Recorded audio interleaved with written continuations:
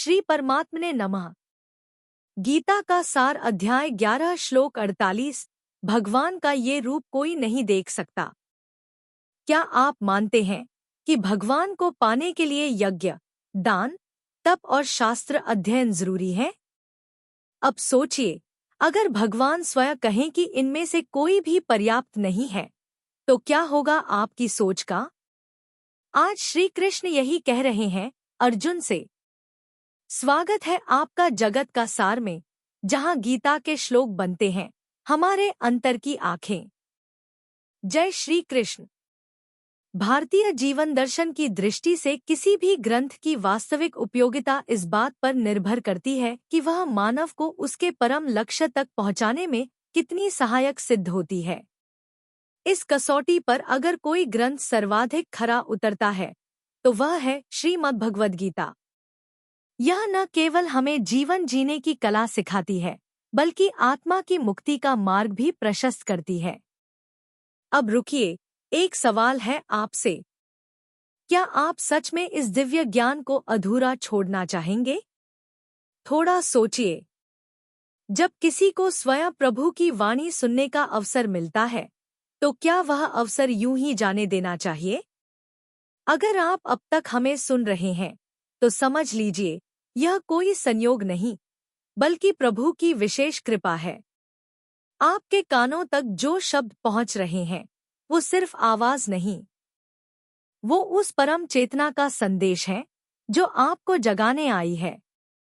हम तो बस माध्यम हैं, असली संदेशवाहक तो स्वयं भगवान श्री कृष्ण हैं। तो बोलिए, क्या आप इस अमूल्य अवसर को अधूरा छोड़ देंगे, या हमारे साथ अंत तक इस यात्रा में जुड़ेंगे? वीडियो को अंत तक देखें, क्योंकि आखिर में मिलेगा एक सवाल और सही उत्तर पर रिवॉर्ड। लाइक करें, शेयर करें और सब्सक्राइब जरूर करें। हम सब मिलकर प्रभु के संदेश को जनवरी से जनवरी तक पहुंचाएं। कल श्लोक 11.47 में भगवान ने कहा था, हे अर्जुन, यह विराट रूप मैंने तुम्हें अपनी कृपा से दिखाया है, किसी ने पहले नहीं देखा। यह स्पष्ट किया गया कि यह योगबल और प्रसन्नता से संभव है। टुडेज श्लोक, चैप्टर 11, श्लोक 48। उदास स्माइली न वेदैर्यज्ञर्न दानैर्न चक्रियाभिर्न तपोभिरुग्रह एवं रूपः शक्य अहं नृलोके द्रष्टु त्वदन्येन कुरु प्रवीर 48। भावार्थ, हे कुरुश्रेष्ठ अर्जुन, न वेदों के अध्ययन से, न यज्ञों से, न दान से, न कठोर तप से और न ही अन्य किसी कर्म से इस रूप को देखा जा सकता है। इस प्रकार का रूप इस पृथ्वी पर कोई और नहीं देख सकता, केवल तुम।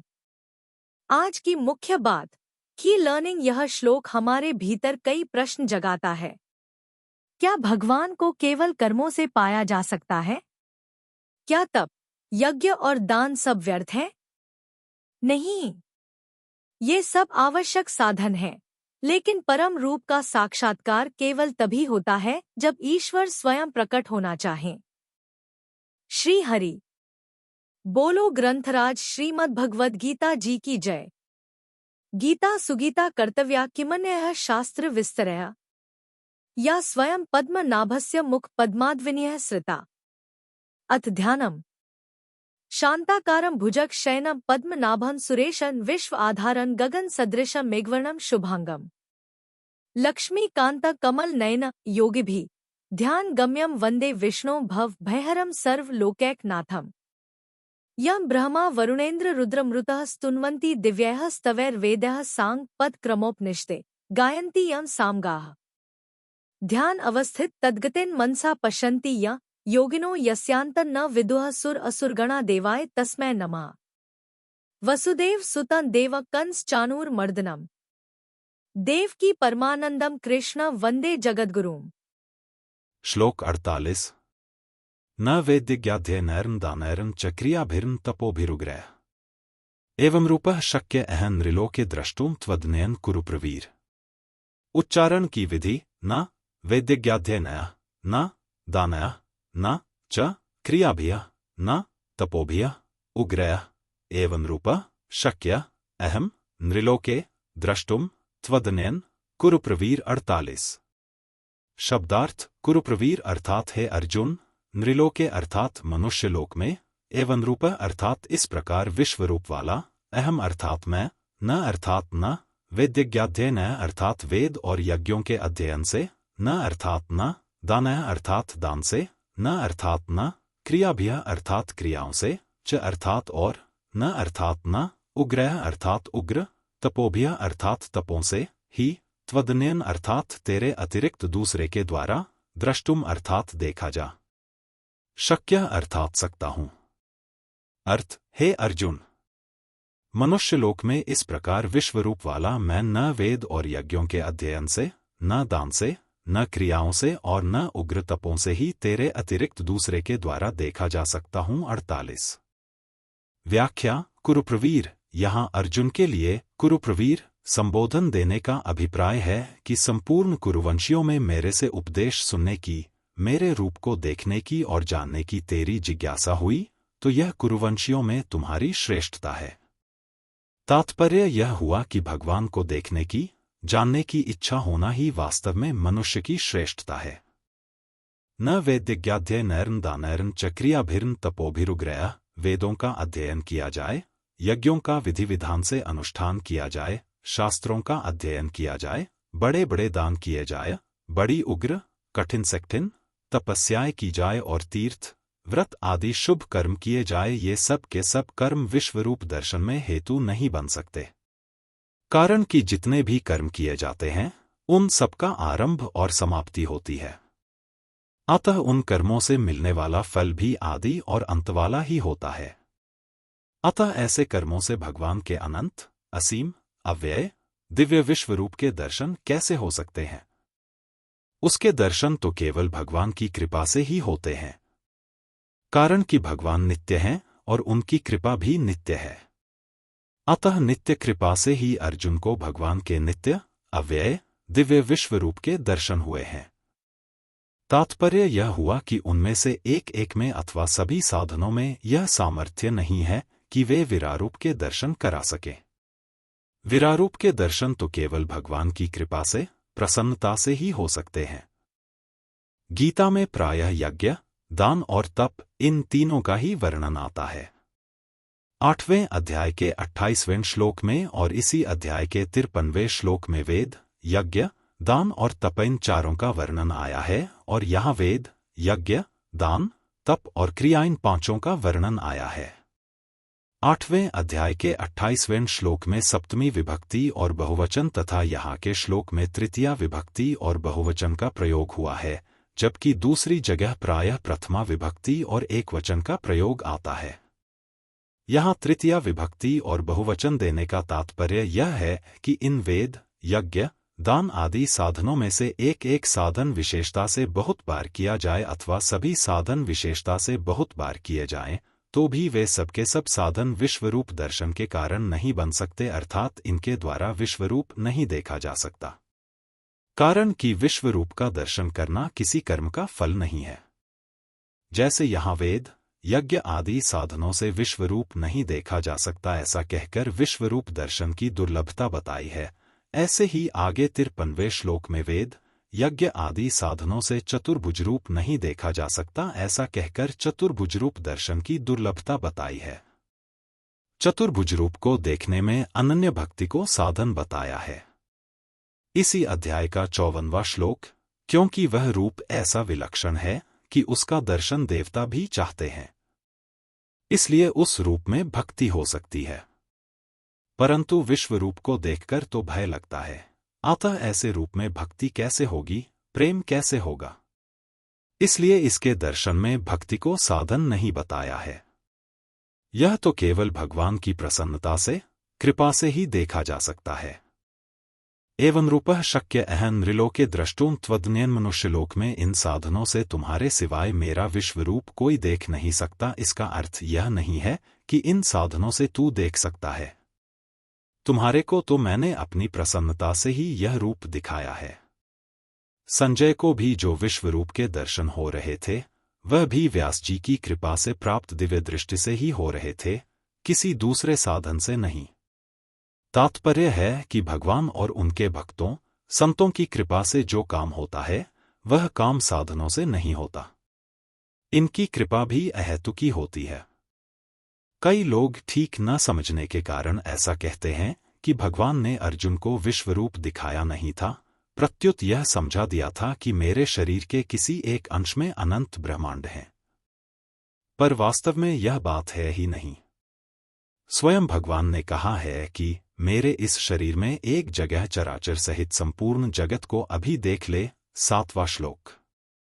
जब अर्जुन को दिखाई नहीं दिया, तब भगवान ने कहा कि तू अपने इन चर्म चक्षुओं से मेरे विश्वरूप को नहीं देख सकता, इसलिए मैं तुझे दिव्य चक्षु देता हूं। 8वां श्लोक। फिर भगवान ने अर्जुन को दिव्य चक्षु देकर साक्षात अपना विश्वरूप दिखाया। संजय ने भी कहा है कि भगवान के शरीर में एक जगह स्थित विश्वरूप को अर्जुन ने देखा। 13वां श्लोक। अर्जुन ने भी विश्वरूप का दर्शन करते हुए कहा कि मैं आपके शरीर में संपूर्ण प्राणियों के समुदायों को तथा ब्रह्मा, विष्णु, महेश आदि सबको देख रहा हूं। 15वां श्लोक। आदि आदि। इससे सिद्ध होता है कि भगवान ने अर्जुन को प्रत्यक्ष में अपने विश्वरूप के दर्शन कराए थे। दूसरी बात समझाने के लिए तो ज्ञान चक्षु होते हैं। गीता 13वें अध्याय का 34वां और 15वें अध्याय का 11वां श्लोक पर दिव्य चक्षु से साक्षात दर्शन ही होते हैं। अतः भगवान ने केवल कहकर समझा दिया हो, ऐसी बात नहीं है। संबंध अर्जुन का भय दूर करने के लिए भगवान आगे के श्लोक में उनको देवरूप देखने की आज्ञा देते हैं। समस्या, कर्म और ईश्वर के दर्शन का भ्रम। आज हम सोचते हैं, मैंने इतना यज्ञ किया, इतने दान दिए, इतने मंत्र पढ़े, फिर भी भगवान क्यों नहीं दिखते? क्योंकि कृपा के बिना दर्शन संभव नहीं। कर्म आमंत्रण है, पर दर्शन तब होता है जब ईश्वर उत्तर देना चाहे। श्रीमद् भगवद गीता जी का समाधान। भगवान श्री कृष्ण यह नहीं कह रहे कि यज्ञ, दान, तप गलत है, बल्कि वह यह कह रहे हैं कि उनका विराट रूप देखने के लिए केवल कर्म पर्याप्त नहीं है। यह एक उच्च स्तर की कृपा की स्थिति है। इसका सार, धर्म के मार्ग पर चलिए, पर उसका फल अपनी मर्जी से नहीं, ईश्वर की कृपा से आता है। जीवन में आज की सीख, प्रैक्टिकल लर्निंग। कर्म कीजिए, पर फल के लिए स्वयं को योग्य नहीं, ईश्वर को कृपालु मानिए।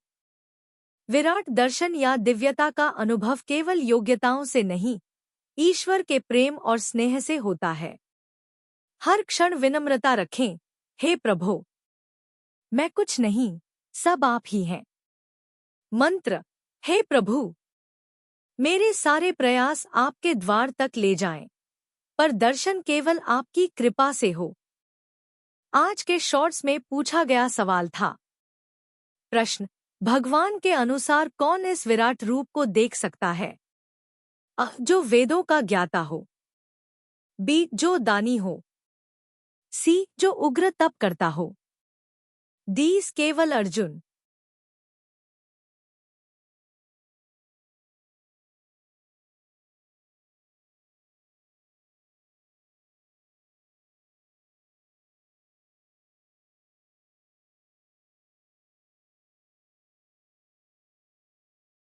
आज के शॉर्ट्स में पूछे गए सवाल का सही उत्तर है। सही उत्तर डी, केवल अर्जुन। व्याख्या, भगवान कहते हैं, यह विराट रूप ना तो किसी कर्म, तप, दान या वेदाध्ययन से संभव है। केवल अर्जुन को मेरी कृपा से यह दृष्टि प्राप्त हुई है। कल श्लोक 11.49 में भगवान कहेंगे, अब तुम भयभीत मत हो, मेरा वही प्रिय रूप देखो। जानिए, क्यों भगवान स्वयं अर्जुन को सांत्वना दे रहे हैं और कैसे वो फिर से प्रियतम सखा बनकर प्रकट होते हैं। शॉर्ट्स सुबह 5:55 बजे, डिटेल्ड वीडियो सुबह 11:11 बजे।